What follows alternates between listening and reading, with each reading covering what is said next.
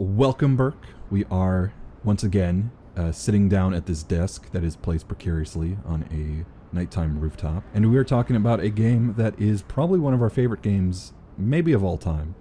It is a touching story between two brothers who learn to find their long-lost mom, and that is the beautiful game of F.E.A.R. Friends everywhere, always. It's about friends and brothers and motherhood and skeletons.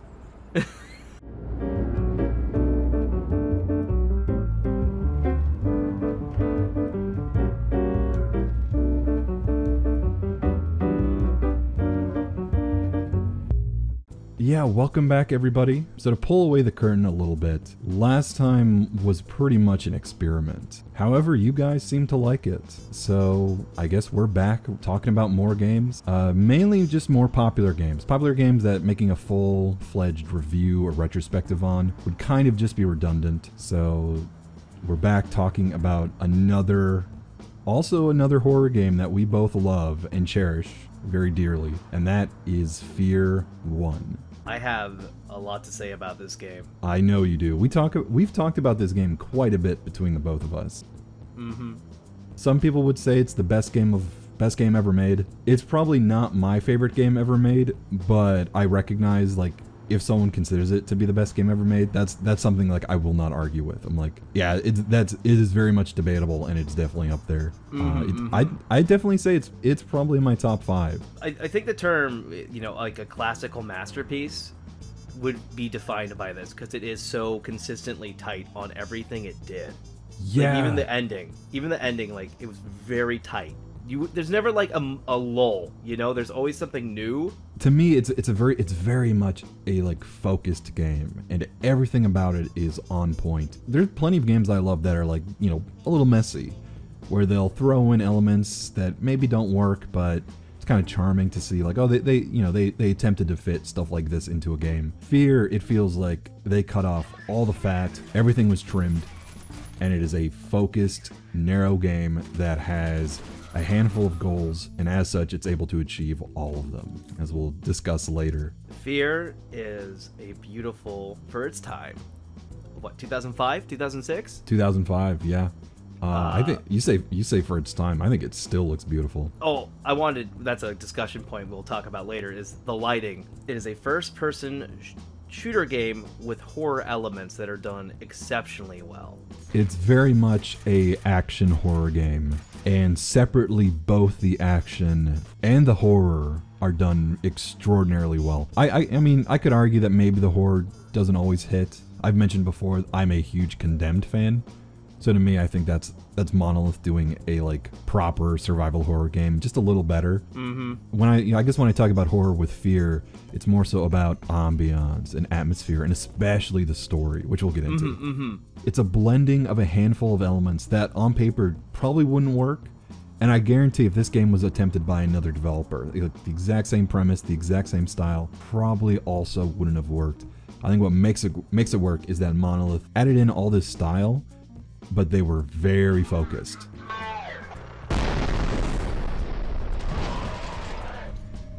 I feel a little rude saying what was your favorite jump scare so early in the discussion, but I will remember my first F.E.A.R., like the one that made me go was you get on the ladder. I was about to say the ladder. And almost on the ladder, you're like, oh, fuck. And you're just coming down like, okay, thank God that's over. And you turn around, and then Fettel's coming out. You're like, what the I popped 3 rounds. I didn't even hesitate. I dropped ammo. The premise is very simple. You have a guy named Paxton Fettel, who may or may not be the product of this company, perhaps a psychic individual. The company of Armacam, who is basically just a stand-in for any evil weapons/arms company, who kind of has sci-fi technology, but like not that far out there. Like, they have replicas, they're able to clone human DNA, but at the same time they have grounded weapon, like they have grounded guns, grounded vehicles, and you're basically sent out to stop them, to perhaps uncover a mystery of what is going on, who this individual is, and specifically you're supposed to uncover the mystery of Alma, this creepy little ghost girl who you see early in the game and you keep seeing throughout. She's, you know, killing multiple people. She's, as we said earlier, she's turning men into skeletons. It's the funniest shit, in my opinion. But with you, she's very interested in you. But at the same time, the more you see her, the more you start having these weird visions that may or may not be memories. Either her memories or, as you find out later in the game, they might be yours. Overall, that's pretty much the premise of the game. It's a little bit of sci-fi, a little bit of horror, very much military action, but like combined with really awesome early 2000s Matrix, John Woo style slow-mo kung fu combat. Bullet time and the AI are the two things that always come to my mind. Bullet time was so fucking cool. Especially when the guy started to like talk, like he's too fast as you pop one of their heads off. Even now, it's really well done for the time. Like, there are modern games that have kind of slow-mo bullet time, but for whatever reason, just... It always feels off in other games. F.E.A.R from the ground up really nailed it. And it's not only do they nail it, it's just fun. Like, the controls are smooth, the gameplay is solid, shooting at enemies feels amazing. Monolith obviously was very familiar with making awesome FPS games. However, something of this scale, I don't think they ever attempted. And even after this game, they really kind of gave up with FPS games of this caliber. Like, I think after F.E.A.R, they made F.E.A.R 2, and then after that, I think they've just been making Shadow of War games. Like, they've left the FPS genre. So F.E.A.R kind of remains to me like the peak of their accomplishment in engine fidelity, gameplay, combat.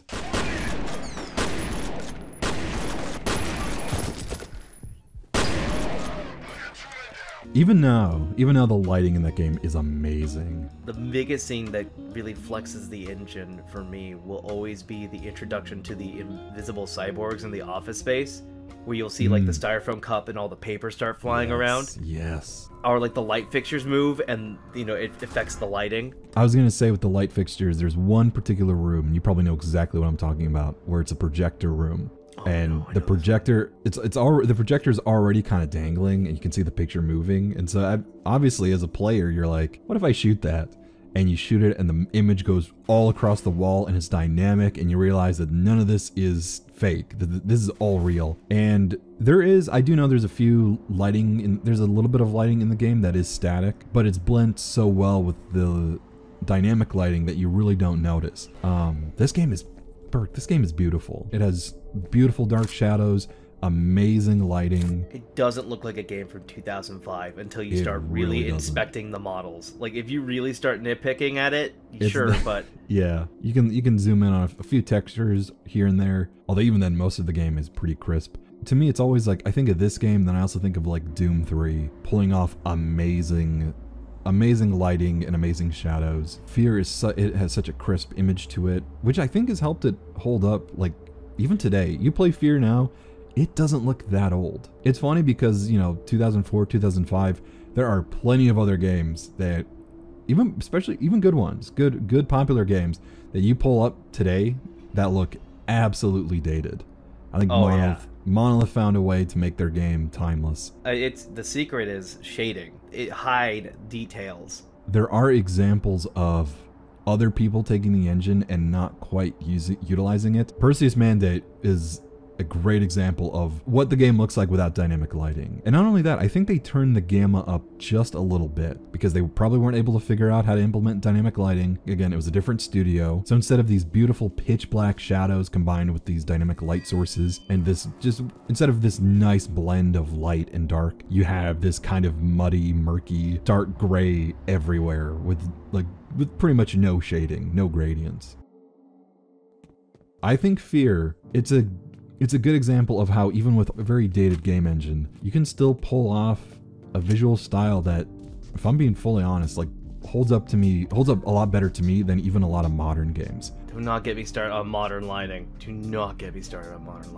But yeah, this to me it's a good throwback to especially early 7th gen games when like the hardware had finally caught up to what developers on the PC were trying to achieve. It just seemed like there was an amazing amount of talent in the industry, and it's stuff that ever since then developers have just taken for granted. And F.E.A.R did it so goddamn well.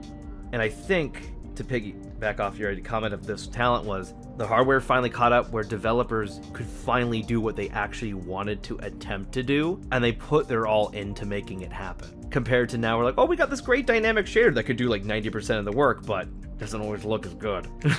Berk, I cannot tell you how many times I've heard the saying that RTX graphics are going to be a game changer in the industry. I've probably been hearing that for like well before it was even rolled out in NVIDIA graphics cards. Like, God, probably like 7 years at this point. Like people have been on this train for a long time. The idea that we're finally gonna have dynamic shaders that are gonna take away all the need for static / purposely programmed light sources.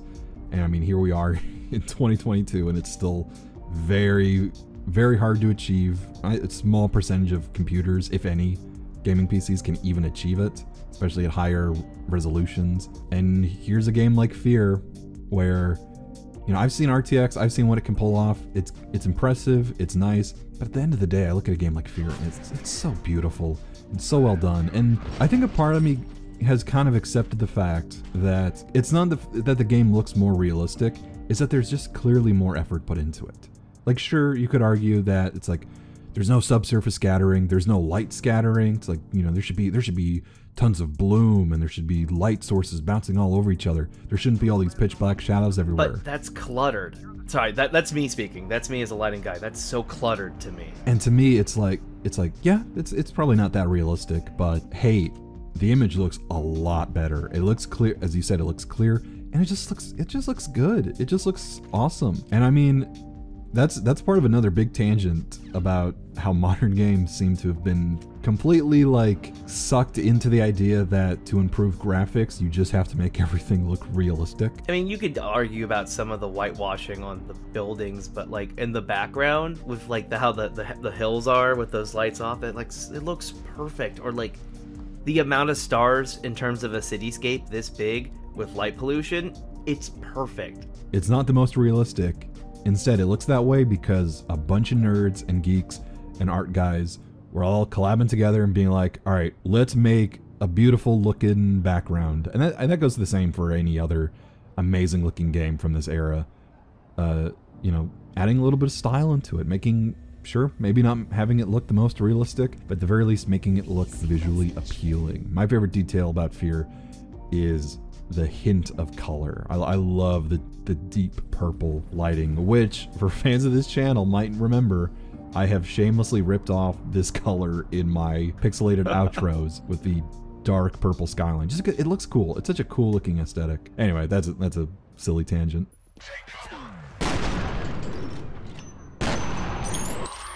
I guess before we get too far off from the gameplay and the combat, Berk. Yes. The AI.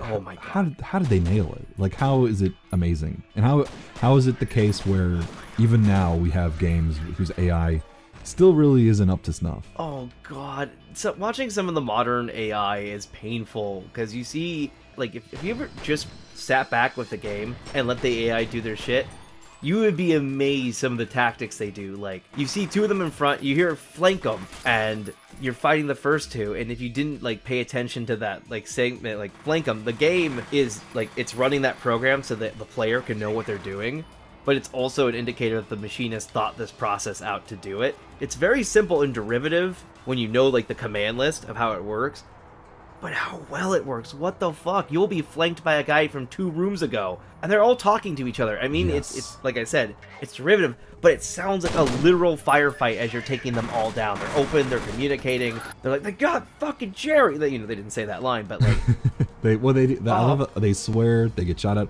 Ironically, the fact, even though like the enemies in this game are literally clones of each other, they've got like so much personality. They've got so much personality. I love how they interact with the environments. Like every now and then they'll throw down like a table, or they'll knock down a shelf to kind of block off some cover. Again, it's something that you just have to play to learn and realize, like, these aren't just static enemies. These aren't enemies who have simple pathing routes. A lot of modern shooters, it's like an enemy will hide behind cover, or maybe he'll try to run up to you, but then he'll hide behind cover. Like it's all very like simplistic and very shooting gallery. These guys will move around, they'll navigate entire areas. And I think what also helps is that they're all in squads. You're never gonna find one single enemy by themselves. You're always gonna find them as part of a big squad. So not only are they able to talk to each other, but they're able to use their numbers to basically hunt you down, corner you. That's where the fun comes from.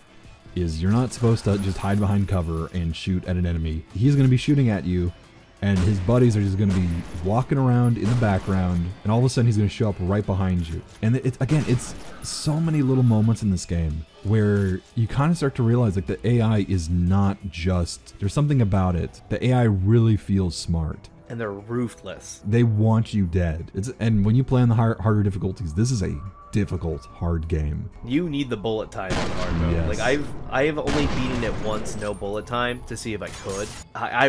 No, I'm using the ability, thank you. And it's not just the soldiers. It's also the soldier type is where it's truly at its peak, because on the flip side, funny cyborgs. Funny ninja cyborgs. The ninja cyborgs. A little more derivative is what I'm going to call them, because they're melee builds. They have to run at you. They have to approach you in a specific way. They're there to basically encourage the players to start using bullet time more. Well, they would absolutely tear you apart without it, just because I think they can come from the ceiling too. Oh, they absolutely come from the ceiling. Even that introduction of them is really cool. That introduction makes me chilled. The thing I love about that introduction too is, again, the people who were working on this game, for whatever reason, Monolith at this time was full of people who loved to scare the shit out of the player. You see this in Condemned. And in this section, it's so clever because the whole time stuff's getting knocked over, ceiling panels are falling out, and throughout the game you've seen visions. You've had this idea of like, there's like a supernatural element, but it hasn't hurt me yet. Like you've seen Alma, but she hasn't killed you. You know, you've seen stuff get knocked over, you've seen lights flicker. You've seen a singular ghost you could shoot. You haven't really been in danger. And then you realize that the thing doing all this isn't a ghost, it's a guy in some sort of armor. And then you realize, oh shit, this is real. This is a real threat. It's so good, it's so well done. And so it's like, oh, this is spooky. And then I just see this like blurred line just slap me, and I'm like, what the f? And just mag dump. I actually screamed. A little bit of enemy variety, and I think it's just enough. The drones. The drone. I was gonna say the drones. I think the drones are kind of my least favorite. I was gonna bring up the big guy, the big man with the nail gun, with the penetrator, the 25mm penetrator. All I know is that you can use the gun to literally crucify people. So. And it's also the funniest. It was, in my opinion, the best gun.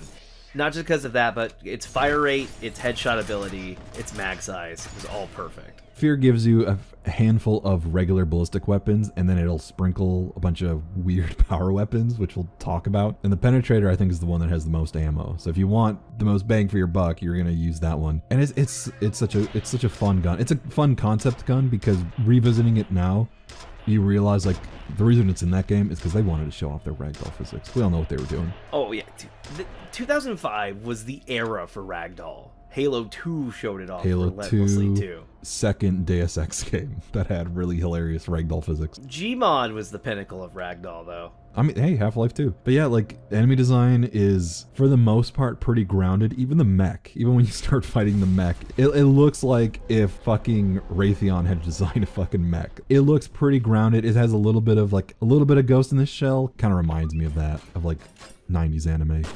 Which a lot of this game is loosely inspired by. I mean, we can break it down. The story of this game is pretty much just Akira. Oh my god. I was about to bring this up. It's Akira, but with a spooky ghost girl. And instead of Canada fucking rising up to take down a city, it's an angry, not the Ring girl uprising and being angry about her child custody laws. But like the concept of, a psychic, child being exploited by some military firm and them just completely not getting the fact that like what they uncovered is completely out of this world and should not be tampered with. Completely out of the realm of dealability. But yeah, otherwise for gameplay, like weapons are great. I love the submachine gun. The grenades. The grenades. The fact that you can shoot grenades in midair. With bullet time for skeet shooting. Yes. And that becomes a viable strategy. It was so fucking cool. And of course, you know, some games get remote grenade detonators right. I feel F.E.A.R had one of the most satisfying remote detonators. I always loved the proximity mines that you could throw down. Oh god, did you ever learn how to use them to speedrun? Or like if you need to get up somewhere, you can use the explosion to make yourself go higher, or use a physical prop underneath it to send yourself higher up. And you use bullet time to write it. You use the bullet time to figure out writing it. Now I'm thinking back to like all the bullet time effects of like when it goes off and you have that like big heat wave that distorts the light around it, and then all the sparks. It kicks all the debris that gets kicked up. Like when you're and even in general, when you're shooting in bullet time, you have like you'll shoot at glass and paper, and everything will be like scattered around, and it'll be like such a huge mess. It'll literally look like hard boiled. I know you're not a biggest fan of the drones, but whenever the drones had the lasers in bullet time, hearing the spray of the lasers in bullet time was my favorite thing. That or turning someone into a skeleton with the best weapon in the game, in my opinion. The skeletonizer. It's so good they never gave you more than like what 20, maybe 40 shots total. Yeah, they give you like a couple magazines and that's about it. It's so good. They're only gonna give you that much for a section because it's just that good. But even the look of it, like the look of all these weapons, they're so slick and they look kind of realistic. I want to talk about a very special weapon that you get very late game: the MP50 repeating cannon. Late game, like, oh, this is a power weapon, right? And it starts giving you more and more like enormous amounts of it, and you just get more and more enemies as you see it rotate this 20mm just basically cannonball, and it was so fucking good. I love this gun just because the way it fired, the way it looked, it was so goddamn cool. And you could just it was chef kiss.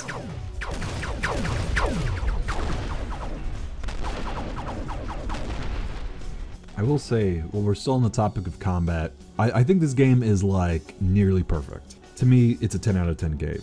I love how people are, you'll always see there's like reviewers who are like, this is a 9 out of 10 game. Because there was just a little flaw that made it not seem 10 out of 10. It's like every game has at least a little flaw to it. Like a 10 out of 10 game is still not perfect to me. I don't know, I feel people always do that. People do that so their review seems real. Anyway, the one flaw of this game is I really don't like the ghost enemy type. I think that's my least favorite part of the game. Thank you. This is what I wanted to bring up, was the weakest section of the game, and it's not necessarily because it's weak in terms of its setting, because it's very tense, the very end of the game when you have no weapons and you're escaping with all the ghosts, but the thing is, it's just funny, and they just come at you with their arms up like as they fly towards you. You're like, okay. Honestly, I think the game gave you so much amazing enemy design, specifically enemy thinking. Like the AI up until this point was amazing, and these guys, it's just kind of meh. Like they're like, swarmers. And they just float towards you, and it takes one shot to get rid of them. But like, that's always been the weakest part of the game for me. It's like, okay, now we're near the end. I think it's the fact that it's explicitly the last part of the game too. And it feels very rushed compared to the rest of the game. Yes. Because, don't get me wrong, like the lighting is really aesthetic. I close my eyes to remember it, and like it's the emergency lights are going off, and you had to find weapons because you had a pistol, and sometimes you're like, you need full auto, or you need a shotty. And even that, like, I love the lead up, like that when you kill Paxton Fettel. I've talked about this many times with you before. I love how after you kill him, all the replicas are just like standing still, not doing anything, and it's such a mind fuck because the entire game you've been shooting at these guys have literally been like enemy number one, super smart, super intelligent, and now they're just standing there, totally like broken. It's like a marionette doll that just got cut. Because well, I mean that's basically the metaphor, is they're just his puppets.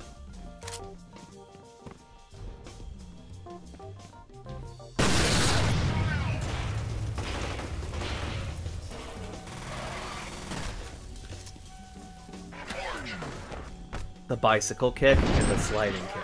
The melee, yes. The kung fu, jump in the air and kick an enemy in the face. Speaking of John Woo. It was always really funny hitting someone in the back of the head, especially in slow-mo, because you hear the thunk and then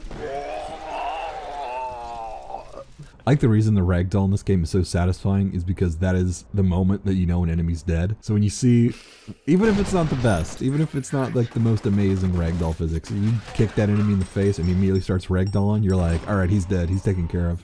Not to mention, they always pull the trigger. At least in bullet time, it always feels like they're pulling the trigger. So it's like, dun, dun, dun, dun, dun, and you're like, oh, yeah.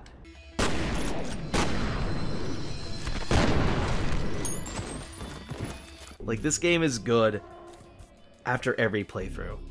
It's a type of game that really, I don't think, is made all that often. You know, maybe the scripting isn't the most amazing, but that's not what has to hold up. It's the actual combat and it's the actual encounters that hold up. You know, not only is the AI dynamic and will change on every playthrough, so will you. You know, you can alter your strategy, you can change weapons, change your plan of attack. So, you know, you'll go through, there are areas in this game that I think I've replayed like over and over again, just because it's like, you know, do I want to try to get an even better outcome from this, or do I just want to re-experiment and try something else? Which is what really helps when replaying this game, is it is just an amazingly replayable game. What if I went this way? What if I went with this? Or what if I played way more aggressive? Like, you get to really think outside the box, and the AI will also in turn respond to it appropriately sometimes. It gets scary sometimes when you've played it long enough. It feels like the game's learned your habits. Because I go around a corner and there'd be a guy with a shotgun just like, yo, what's up? Which ironically like helps with the game being scary, because to me, like, the supernatural stuff is like, it's spooky. To me, I'm more afraid of the fucking replicas. I'm more afraid of the idea of knowing that there's a bunch of replicas coming to kill me. Not only are they coming to kill me, but they're really smart about it and they're really good. I think the replicas are the opposite of stormtroopers. They're all identical, but they have such personality and they're really good at killing. I wanted to talk about some of the characters in here. Like, it was really weird because, you know, Point Man is supposed to be the silent protagonist. That's always something I think the early 2000s did exceptionally well for first-person shooters. Seldom talking characters. But I always liked, I feel he got done so dirty, your dispatcher at the very beginning. I loved his voice. I loved hearing him talk. I love that. I don't even know what that accent is. It's like kind of East Coast, but like East Coast folksy. It's just, it's charming. I wanted to just hear him talk more. Doesn't he come back in 2? I vaguely recall it, yeah. But like, what's his name? The guy that was not the Jurassic Park hacker man? Fuck you, Berk. I was literally about to make the joke that this game also has a cameo of Newman from Seinfeld. Honestly, I like the characters in this game. I think he's the one character that feels a little out of place. You know, yeah, like you're getting fucking trolled by like a fat comedic hacker man who's comedically always leaving some bag of overstuffed potato chip bags wherever he's going. When we're talking about characters, I'm surprised you didn't mention the obvious squad mate that you got to encounter. I wouldn't say a big voice actor, but a pretty big voice actor for, you know, me and you specifically. Mm-hmm. You know who I'm talking about? I'm drawing a blank, actually. Cameo appearance by David Scully. Wait, what? Who, as we both know, as Sergeant Johnson. Which is ironic, because in this game, he pretty much has the Sergeant Johnson role as well. It's just Sergeant Johnson. It's just Sergeant Johnson. The second I played this game, I'm like, I know who that is. It's that Sergeant... Yo, he got a halo. But Sergeant Johnson, once again, just knocked it out of the park. Always charismatic. Just calling him Sergeant Johnson. I'm just accepting it now. I can't unhear it. Just get this shit off me. Please. Whoever rigged this is definitely a pro. Is that supposed to make me feel better? He may be a pro, but I'm a master. Speaking of voice actors, though, and speaking of just characters in general, Paxton Fettel. I mean, what a remarkable delivery. He's probably, I mean, you hear most of his voice the entire game. Like, he's constantly taunting you. Mother, always wanted. Like, just the way he just talked. The cadence, the rhythm. He's a good villain. He's a villain that could have come off as a little too goofy. This game's premise is very goofy, but it's done so well and it's played so straight that you really don't even notice it. Like, he's a guy who has psychic powers and is controlling an army of clones. Like, that should be goofy. That should be hilariously campy. Yet it works. Not only does it work, but he's genuinely scary in this game. He's unnerving, and I think it also comes from, like I said, the way he talks slower. You get the impression that he has this like otherworldly knowledge that you don't have. Good performance. You still don't know, do you? What you are. Why you're here. I love the way the story is portrayed here. And it's something that you don't even think about when you're playing it. The fact that there are no traditional cutscenes outside of the start of the game. And the helicopter drop onto the ATF building. Yeah. But even then, though, it's like it's all from your perspective. It's all, and it's something that you don't even think about. But like you compare that to the sequels, you can tell they immediately were like, all right, let's just whip up some cutscenes. Let's not deal with this anymore. I was gonna say on the topic of voice actors, just one little shout out: a voice of the replicas. I mean, come on. What a beautiful man. That is the best part of F.E.A.R. is shooting at those guys and listening to them react and hearing all those voice lines done amazingly. So many death screams were recorded. All the death screams. I love the swearing. I love when you shoot a guy and you'll hear another guy go, fuck, or shit. Yeah. It's so well done. Check in. Yeah. Shit.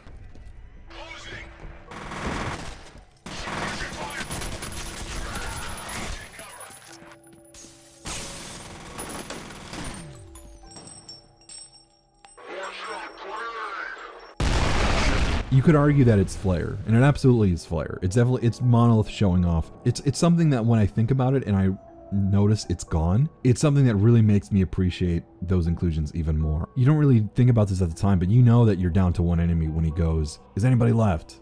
And there'll be no response, and he'll go, I need backup. Oh, this guy is the last one of his squad. And you rush him. You always rush the poor son of a gun. Or like you think that you've wiped out a squad, and then you'll hear even more radio chatter. It's like, oh no, that was half of one squad. The other squad is in a conjoining room, and they're about to come and kill you. Again, and even as you said earlier, such an attention to detail. These inclusions that are absolutely not necessary, but the fact that they're there, it makes it even better. That's what F.E.A.R is. Like, there's so many good little details, and we haven't touched the horror section at all for its good little details.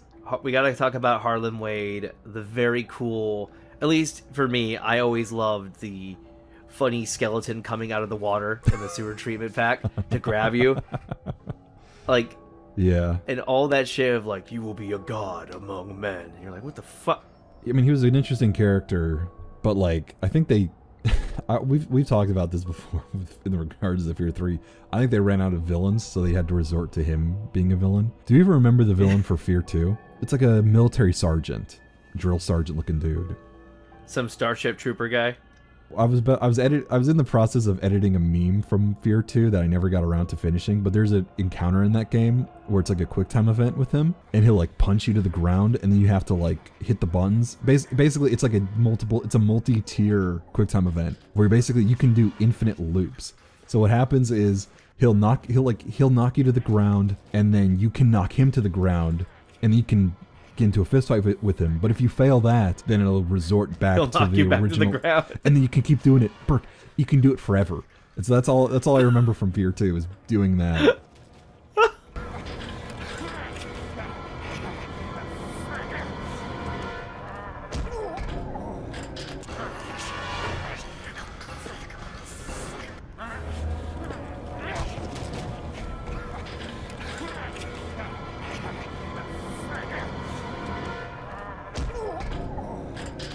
I'm remembering the story pretty clearly now. It took me a second. It's cool because you go to the water treatment plant and they're like, hey, all these weird fucking chemicals are in the water. We don't know what's poisoning the water. Anyone going to treat that? And it gets traced to the ATF building where they need to get the file data. And I don't know, there's just something really fascinating about having the story unfold on you, especially, like I said, through the voicemails when you're starting to understand people are starting to cut each other on the corporate ladder. People are starting to be set up to be falls. There's internal, like, I'm getting the fuck out of this town before shit's going down. It really built up a lot of hype getting to that underground facility in the ghetto where the poison water was coming from. And yeah, like overall, it's a very simple story. Like, again, could have been very goofy, but I love the concept. I love the concept of this like weapons manufacturing company. Like, not even, I wouldn't even say explicitly evil. Just a normal, like a regular company. Like, just, you know, motionless, cutthroat company that accidentally stumbled upon this unspeakable power that they had no idea what to do with. They kind of realized, like, there's not much we can do with this. with this little girl. There's really the only thing we can do is to seal her off so she doesn't, you know, destroy the planet. Which again makes the lead up to that whole last level all the more like tense, because you know exactly like what the stakes are, and you know what you're about to uncover, and it's so well done. The last thing about the story, how do you feel about the twist? It felt a little out of place, even with all the flashbacks setting it up.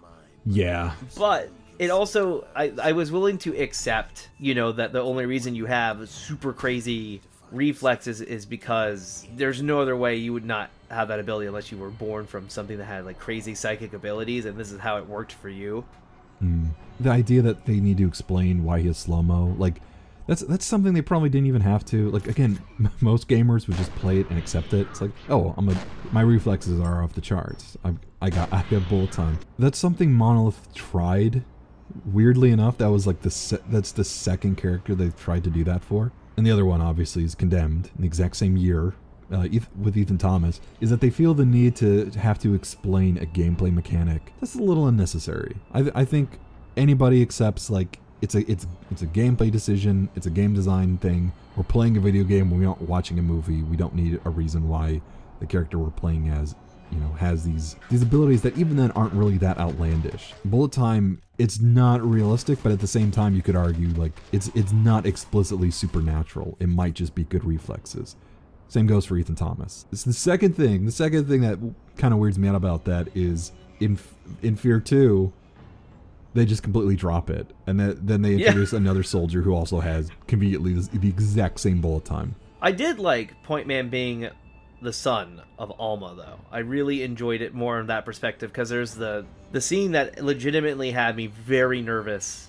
You know the hallway I'm talking about. It's the last hallway where it's stupid slow-mo, and Alma's just walking at you, and you just have the pistol, and you're just shot after shot, and you're like, please, for the love of fucking God, make this work. And then you just hear the, my baby, and you're like, oh God, what the fuck?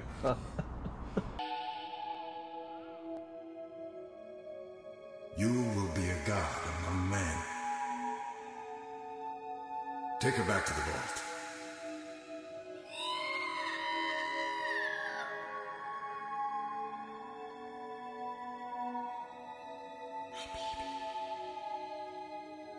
It's not an amazing twist. It's not an amazing plot reveal. The story isn't what's holding it all together. It's the atmosphere and the gameplay and the levels and everything that led up until that point.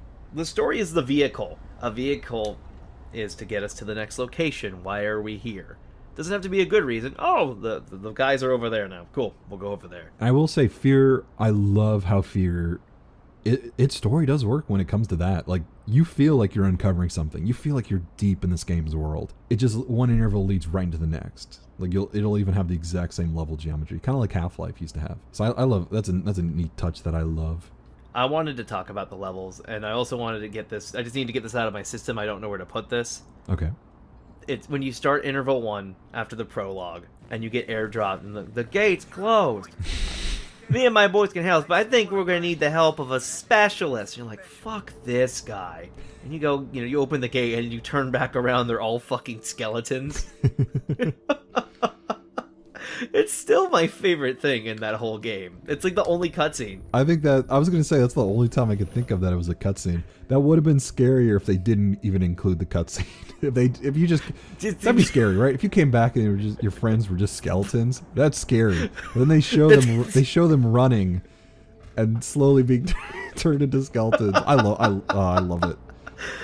There's just something about skeletons, especially in the early 2000 era, of just seeing one, you're like, hey man, how you doing? It's like a perfect skeleton. That's what makes it funny. Like it's not like a disembodied corpse, and you can see like bone, and there's like flesh on the. You can still see like flesh and different organs all over. It like turns, all the organs are removed. It's like a perfect skeleton just laying there. It's like someone just stole it from a prop from the science biology lab room. It's like a skeleton you'd buy at like a Spirit's Halloween store or something.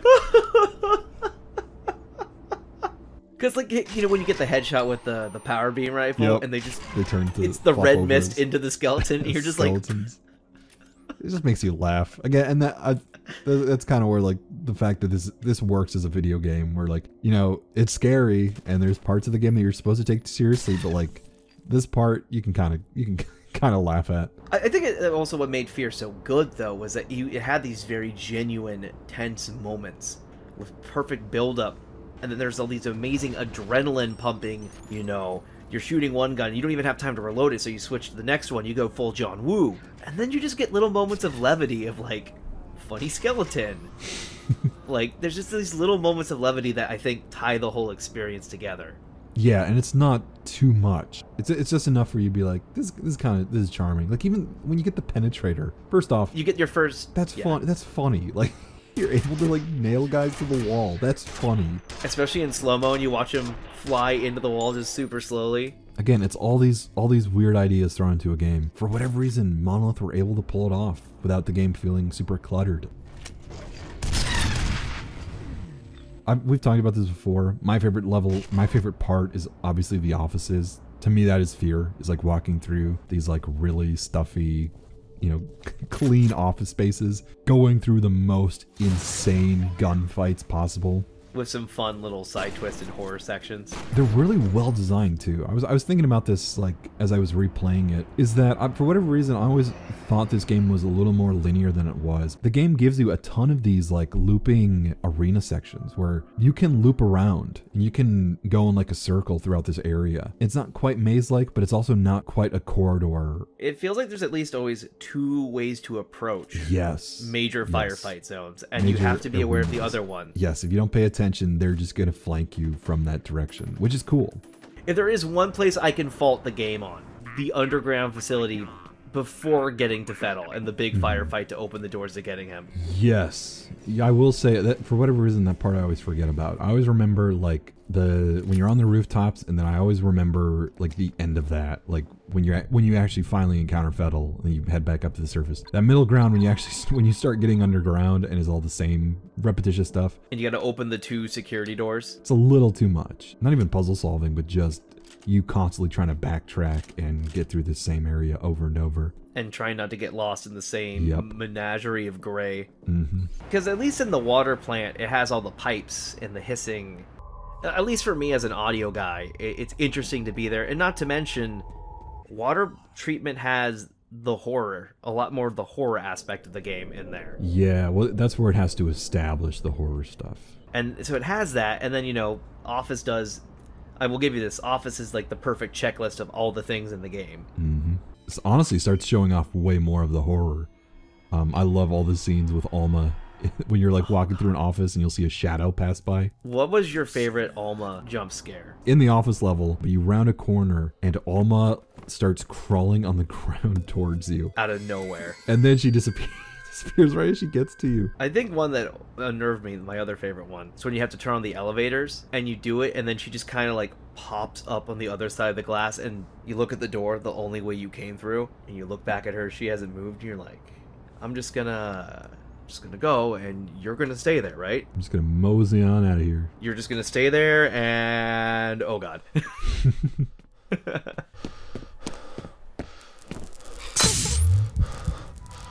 It's a little bit of horror, but it's just enough where the game has a very completely different feel. It's an action game that has little bits of horror sprinkled throughout, and overall a very like creepy atmosphere that it maintains throughout the game. I think a lot of games suffer from horror fatigue, is what I like to call it, where it's deliberately trying too hard to be scary and it wears the viewer out. I love how it is kind of like the gateway horror game, and I love how F.E.A.R. is like, you know, if you don't like horror, you still might like the action, which makes the game even more like scary and alluring, because it's like, do I want to play one of the best combat games ever made, or do I want to like wimp out just because I know there's a little bit of scary stuff in there? I don't know. I love the idea that there's like people who play that game getting the shit scared out of them because of the little bit of horror that game has. And the horror for me was a reward for playing the game well. For me, the horror was like the thing in between the awesome action set pieces. I was the opposite. I was a big horror kid, and I was not great at action games. Still not. But it was really exciting to have the mesh of the two worlds. Maybe that's also what made F.E.A.R. such a, I think, what we think of as a continuous long shot. Because it's never just, you're just walking to the next area as you wait for things to happen. There's always a little bit going on somewhere. And even then, if there's nothing going on, the game just has this wonderful atmosphere. Like walking down a hallway, like the wonderful sound effects and just the ambiance.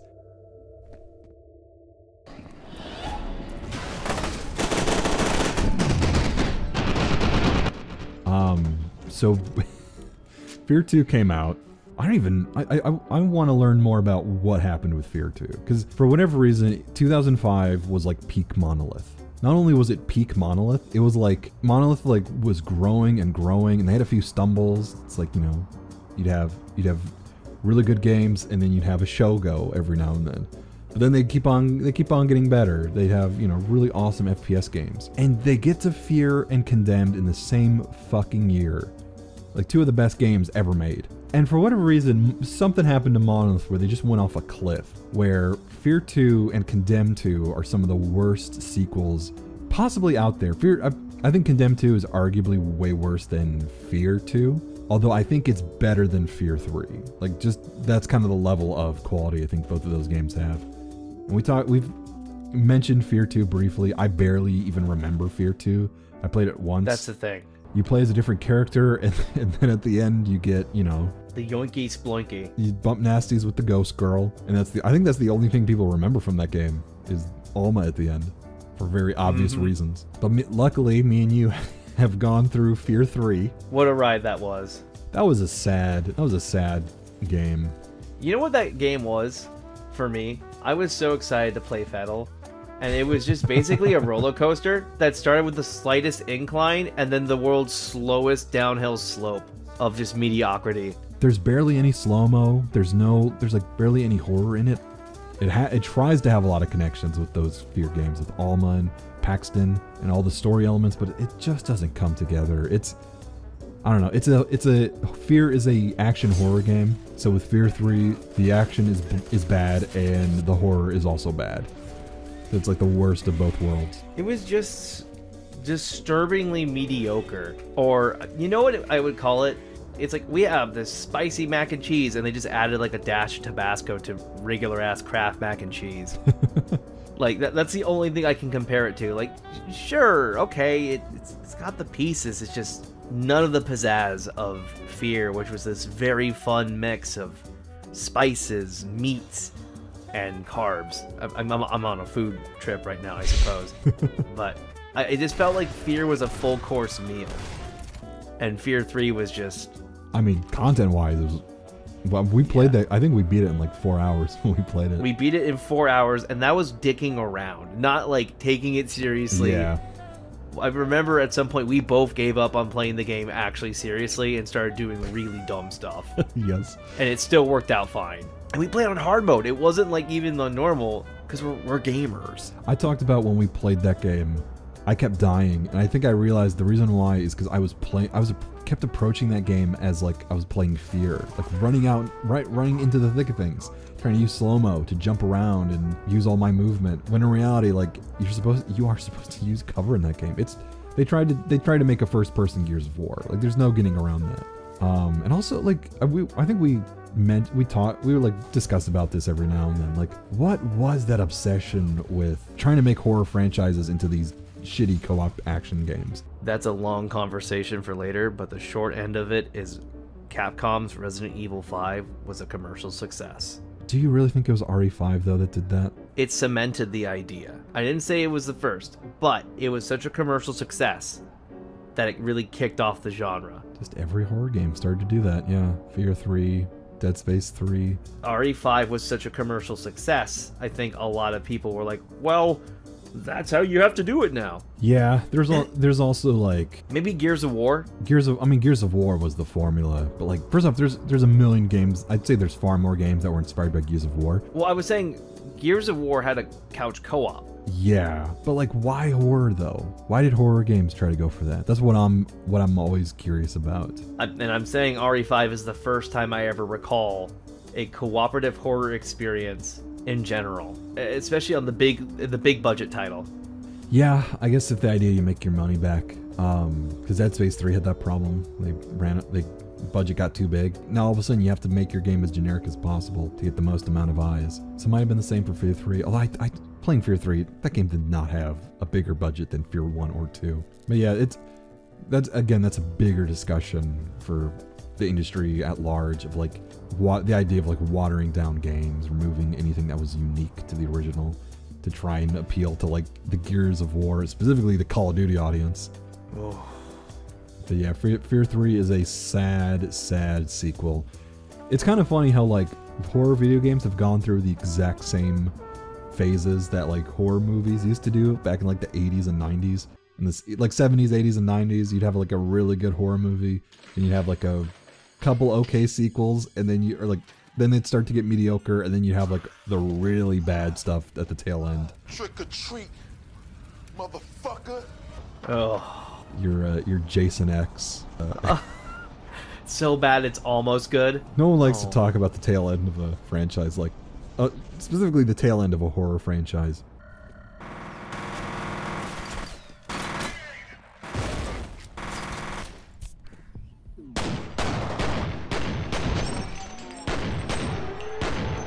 This ties into something I wanted to bring up before we end this discussion. The possibility of a F.E.A.R. reboot. We've seen quite a few horror IPs getting pretty successful reboots. I don't know if we quite see eye to eye on the Resident Evil remakes, or not even the remakes, just the state of the Resident Evil brand as of now. Just because I dislike the remakes doesn't mean I don't think they are good for establishing a new play style for new blood.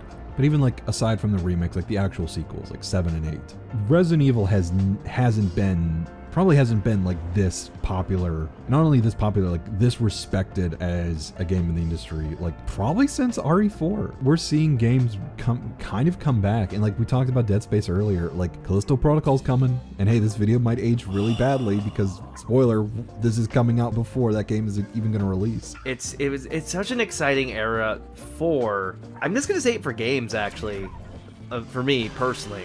It's the return of survival horror. I do think RE4 is going to be fine, based on what I've read about who the team is that developing it, how long they've been developing it, and that they're putting RE 3.5 back in, which we could do a whole other video on. We are eating well, if you like specific game styles. And especially survival horror game, like it seems like we're finally able to come back to that, where there's a lot of survival horror games coming out. There's a lot of like just horror themed games, like stuff that you wouldn't really have like 5 or 7 years ago. And who knows how they might turn out. They might all be garbage. I know we have talked about the Dead Space remake many times, which I'm adamant. I don't think people are prepared for how bad that remake is probably going to be. I think people underestimate how glitchy and buggy and broken EA can make a single player game. And also, I don't think people are prepared for the potential monetization that EA is going to absolutely try and pull with that game. I'm officially calling it. That game is going to have some sort of pre-order bonus that'll give you like a different Dead Space suit. Like one that'll give you the security suit from Dead Space 2, for example. Like I'm just guessing that they're going to try to pull some shit like that. That's not even a fair one. That's not even a fair one. I know, it's so obvious. We're in the money, we're in the money. We've got a lot of what it takes to get along. We're in the That game is going to have some sort of pre-order bonus that'll give you the security suit from Dead Space 2, for example. I thought you were going to say microtransactions at store to get you more resource packs. I thought you were going to say something like that. Man, I don't know. Or I would say, or super dystopia. Have you heard about the proposal for in-game ads for single player? Oh, yes I have, and that has already been implemented in like I think a few sports games already have them.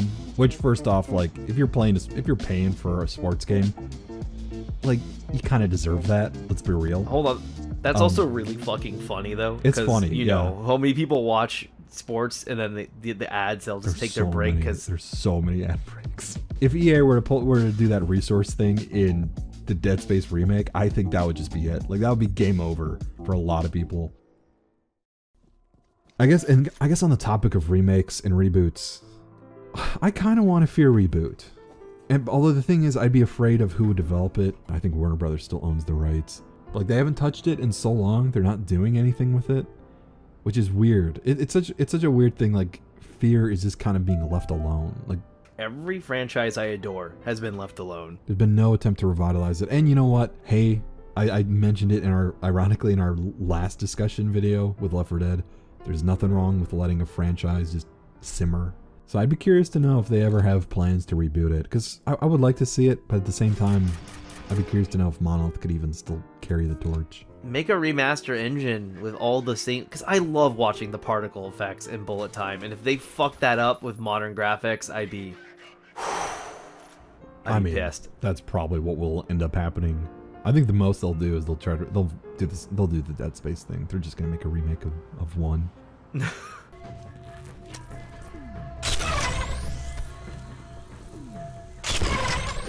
I always thought that the way F.E.A.R should do sequels, and they never did this. Like, for 2 and 3 were literally just about the same shit from the first game. Like, I always thought that should be an anthology series. Oh, hell yeah.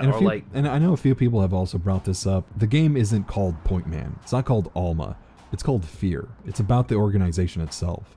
That's such a cool premise of, like, we have these super militaristic, like, SWAT guys who are there to fight ghosts. Like, that's such a funny premise. You have this organization trying to deal with these supernatural threats. You know, speaking of Resident Evil, I think that's how they should have done the sequels. Like, I will give Resident Evil that credit. It's never had a dull setting. It's always been a very interesting set piece. As it should, and that's because that's what's exciting about it. And I think F.E.A.R should have done the exact same thing. F.E.A.R, and ironically, it would work better for F.E.A.R because as an action game, you want more environments. You want shootouts in more areas. If they make a F.E.A.R reboot, they should drop Alma, like maybe teaser throughout the game. Like Point Man might still have visions about her, but like she's not the focus. It should be something completely different. The whole game we've been spent in the cities, in these big underground laboratories. Let's change it up. Go into like the countryside. Go into like a creepy small. Imagine this, like a creepy small town in the middle of autumn,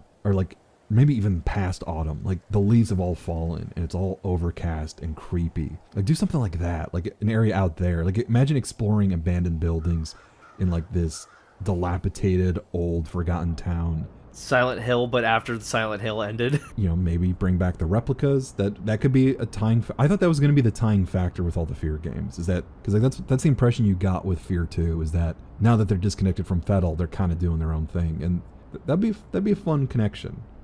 I don't know. I'm probably just spitballing. There's like that's fun. I mean, you could tie that to any scenario. Yeah. Too. It's as an anthology, it should just be every F.E.A.R game should be set in a different environment. So if they ever do reboot F.E.A.R, doesn't have to be what I described specifically, but like at the very least, do something different. Don't remake the exact same story, which is I'm guessing that's probably what they will do if they ever make a sequel. With F.E.A.R, I don't think we're ever getting a reboot. Honestly, if we would have gotten a remake of some kind, we probably would have gotten it by now. For whatever reason, it seems like Warner Brothers has no interest in remaking it. So for now, like most of the F.E.A.R like revitalization is in these like smaller indie games that are simply like very inspired by it. Who knows if we'll ever get a F.E.A.R reboot? I hope we do, but at the same time, like we have F.E.A.R 1. We're good with this game. It's hard to replicate lightning in a bottle. It's hard to replicate F.E.A.R, you could say.